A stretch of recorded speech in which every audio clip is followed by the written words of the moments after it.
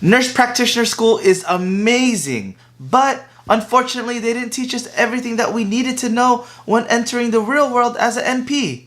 In this video, I'm going to be going over 3 things that I wish they would have mentioned while entering the real world as a nurse practitioner, so stay tuned.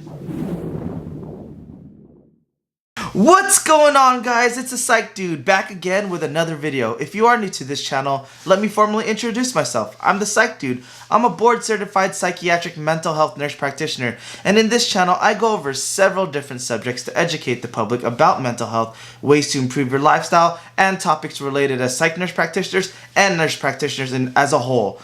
I hope you guys truly enjoy this video about what I wish I would have known going into the real world as a psych NP or even a nurse practitioner. Don't forget to like and subscribe, and don't forget to click the bell button to be notified when I do come out with another video. And if you want, go ahead and follow me on Instagram at the Psych Dude. I post a lot of different things I do on a daily basis, and then also post about different medications that I love to use. So definitely follow me on Instagram if you're interested in some of these psychiatric medications and psychiatric topics. Without further ado, let's get this video going. Welcome back, Psych Dude family. It's good seeing each and every one of you guys today. So you probably clicked this video wondering what are the things that you wish you would have known but they didn't explain in nursing school. So I'm going to be going over 3 different things that honestly, as a new grad, I wish I would have known. Yes, in Nurse Practitioner School, they taught a lot about what to expect when being out in the job in terms of knowledge base and preparing you for Nurse Practitioner School, but those are just little things that I wish I would have known. So in this video, I'm going to be going over the top 3 things that I wish I would have known when exiting Nurse Practitioner School and entering the real world as an NP. So enjoy. So the first item that I wish they would have talked about was residencies.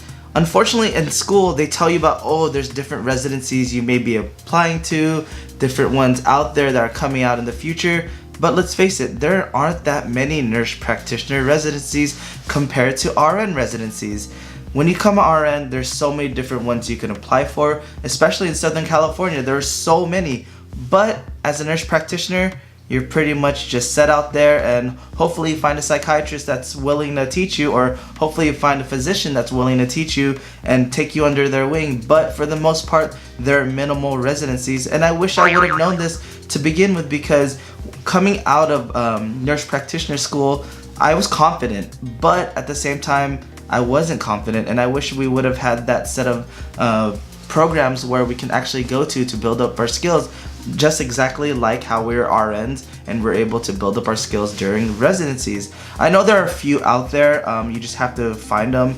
I know in particular Psych, there's minimal ones, but it's more towards the East Coast. But just as a nurse practitioner in general, I know there's one in Stanford, up north in Northern California. I know there's at the VA, San Francisco, and then also Mayo Clinic, I want to say, in Arizona. But for the most part, there aren't that many around here, and I wish they would have talked about residency programs, because that would have been nice to know, especially when trying to enter the real world as a nurse practitioner, because as you know, knowledge is power, so to speak. But I wish that knowledge base would have been expanded within residencies, and I wish they would have told us that there are not that many residencies, so you have to go and try to find a physician or a psychiatrist that's willing to take you under their wing to be able to learn and progress your knowledge. So the second item that I wish they would have expanded upon is financial planning. Unfortunately, when becoming an RN, you're aware that, oh, you're gonna make this much amount of money, blah blah blah, right?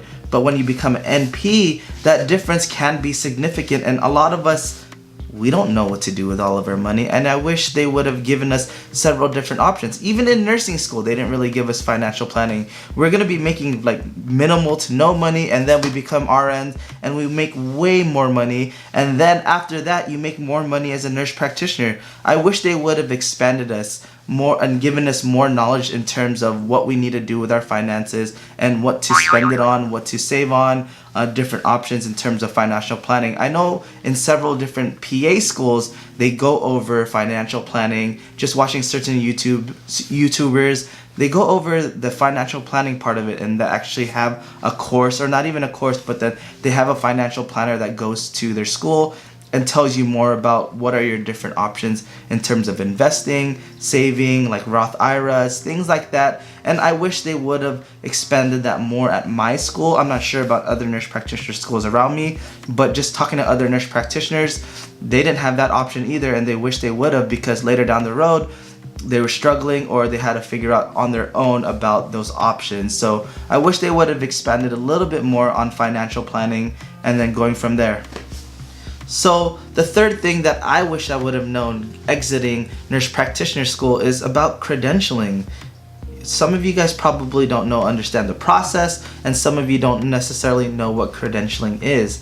So credentialing, you have to be credentialed with either insurance panels or just Medi-Cal or Cal Optima or LA Care. So things like that, you have to get actual credentialed so you can receive the reimbursement. So reimbursement for nurse practitioners typically about 85% of what physicians make, but you don't necessarily see that within your salary. I wish you would have, but for the most part, you have to wait that credentialing period. So the credentialing period can take anywhere from about a month to either 6 months, depending on how fast things get rolling.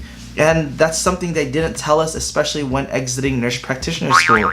We always thought, oh, okay, once we get our license, then we can start working right away. And unfortunately, it's not like that in some places. Like, even if you get the job, once you get that job, then they have to start the credentialing period, and you have to wait that entire time before you start working, because what's the point of you working if you're not going to get reimbursed for the amount of money or the services you provided?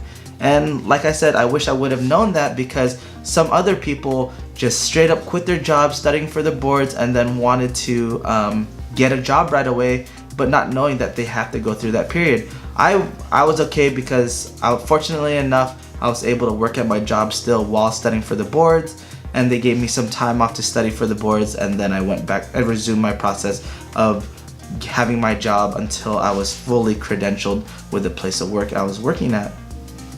But unfortunately, some other people, what they did was, all right, I'm about to be a nurse practitioner, I finished school, I got my license, I just passed my boards, let's apply for jobs. So they applied for jobs, just put 100% of their focus and quit their jobs, but not knowing that it might take 3 to even 6 months just to start working and getting the salary.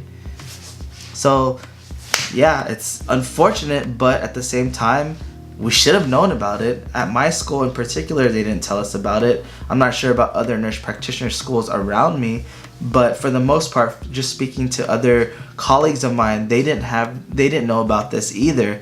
So definitely take that in consideration. And I've saved it for last because it's a big one. I wish I would have known this, or I wish other people would have known this. That's why I'm letting you guys know. It's because it can take a while. So don't just straight up quit your job just because you finished nurse practitioner school, passed boards, things like that. Make sure you have everything aligned, or if anything, let the people know, ask them how long does this process typically take, because some, like I said, it can take either a month or less than a month to all the way to 6 months. So just depending on which insurance panel you're trying to get credentialed for. Well guys, I hope you guys enjoyed this video. We are getting closer to 1,000 subscribers. As you know, I'm going to be doing a giveaway, and I told you on my Instagram that I'm going to be giving away, where's my book? Give me 1 second. So this is the older edition, but I'm going to be giving away 2 of the most current editions out to one of my lucky subscribers. We are getting closer to 1,000 subscribers, but still we're about at 715-ish, give or take. But at 1,000 subscribers, I'm going to be doing that giveaway. It's something I use on a daily basis. I take this with me everywhere. Only reason why I have this one at home is because this is the older edition. I have the newer editions at my different offices. I am going to be giving out brand new ones, so don't think I'm going to be giving you my used ones, but they are going to be brand new ones. Yeah, this is super important.